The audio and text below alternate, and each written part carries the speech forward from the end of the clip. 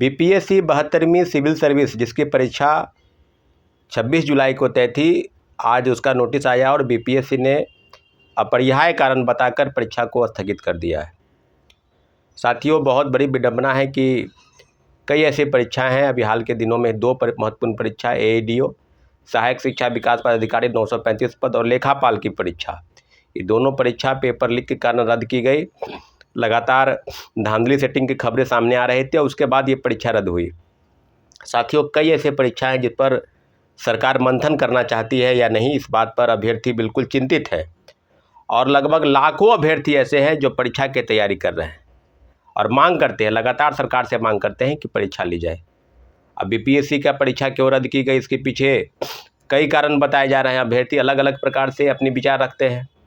कई अभ्यर्थी है जो बता रहे हैं कि भाई बाढ़ का एक कारण हो सकता है, नेपाल पानी छोड़ रहा है तो भाई जो सीमांचल क्षेत्र है, जो कोसी का क्षेत्र है, उसके कई ज़िले बाढ़ से प्रभावित हो सकते हैं, जबकि अभी परीक्षा में ज़्यादा दिन नहीं रहा, ये कारण बता रहे हैं। कुछ परीक्षार्थी ऐसे बता रहे हैं जो बायोमेट्रिक सिस्टम, जैसा कि मेरा भी मानना है कि बायोमेट्रिक सिस्टम पर कहीं ना कहीं एक प्रॉब्लम क्रिएट हो रहा है। और आप देखते होंगे कि यूजीसी नेट, जेआरएफ, नीट का पेपर जो मेडिकल एंट्रेंस है, उसमें भी बायोमेट्रिक ने जिस प्रकार से खेल किया, लखीसराय के कई परीक्षा केंद्रों से अभ्यर्थी और सॉल्वर गैंग की गिरफ्तारी हुई, तो कहीं ना कहीं बायोमेट्रिक सिस्टम पर अभी तक किसी भी प्रकार से सरकार, आयोग कब्जा जमा नहीं पाई है और बायोमेट्रिक पर कहीं ना कहीं खेल हो रहा है।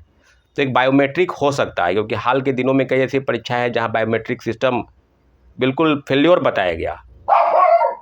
तो साथियों, बहुत बड़ी बात है और आज से बीपीएससी ने जो पेपर रद्द किया है, जो पेपर स्थगित किया है, उस पर भी अभ्यर्थियों की निगाहें हैं कि परीक्षा कब होगी। उम्मीद कीजिए कि सितंबर महीने तक परीक्षा आयोजित की जाए। साथियों, बहुत ऐसी परीक्षाएं हैं जिस पर सरकार गंभीरतापूर्वक विचार नहीं कर रही है और आज लाखों लाख अभ्यर्थी हैं जिनके भविष्य के साथ खिलवाड़ हुआ, जिनके भविष्य के साथ सरकार ने, आयोग ने खिलवाड़ करने का प्रयास किया। आप जानते नहीं हैं कि पेपर क्यों स्थगित की गई। पेपर लीक के एक वजह से कारण दो परीक्षा एडी और लेखापाल का तो हम मानते हैं कि पेपर रद्द की गई। नीट का भी पेपर रद्द हुआ, दोबारा परीक्षाएं हुई, री नीट, और बिहार उसका एक प्रमुख केंद्र बना है। इस बार मेडिकल के एंट्रेंस में इंडियन एयरफोर्स की मदद ली गई, यानी क्वेश्चन पहुंचवाने में परीक्षा केंद्र तक एयरफोर्स की टीम लगी थी। लेकिन यहाँ खेल तो अलग है।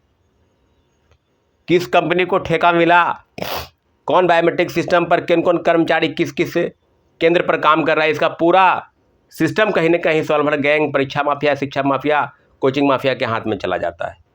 और उसी प्रकार से वहाँ पर सॉल्वर को बैठाकर परीक्षा पेपर करवाई जाती है, सॉल्व करवाई जाती है और इसका नतीजा ये होता है कि बड़े पैमाने पर धांधली सेटिंग की बातें सामने आती है।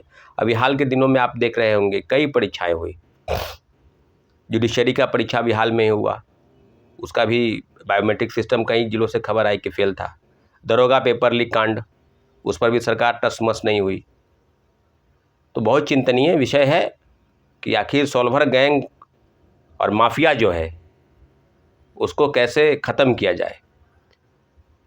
परीक्षा केंद्र तक के पहले जो प्रिंटिंग प्रेस होता है वहाँ से लेकर और परीक्षा केंद्र तक कई ऐसी बातें हैं जहाँ पर गड़बड़ी की बातें आती है सामने, लेकिन कार्रवाई के नाम पर कुछ चंद प्यादों के ऊपर कार्रवाई होती है और बड़े से बड़े लोग जो है बच जाते हैं।